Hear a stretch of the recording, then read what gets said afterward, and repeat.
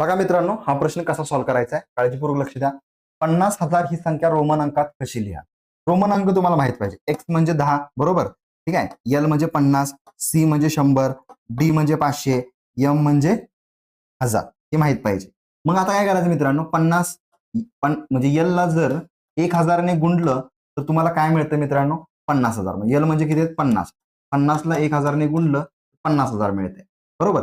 मग मित्रांनो, एल गुणिले 1000 जरी असेल, एलच्या डोक्यावर आपण अशी आडवी रेष मारतो. मग असं ऑप्शन मध्ये कुठं आहे का, नाही. त्यामुळे यापैकी नाही हे उत्तर असणार आहे. हे उत्तर तुमचं करेक्ट असणार आहे. जर असं असेल या प्रश्नाचं ऑप्शन मध्ये जर असतं हे बरोबर असतं, हे लक्षात घ्या.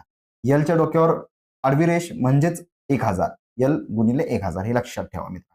ठीक आहे. आणि एक्सची व्हॅल्यू 10 आहे, एल ची व्हॅल्यू 50 आहे, सी ची 100 आहे, डी ची 500 आहे, एम ची 1000 आहे, हे लक्षात ठेवा.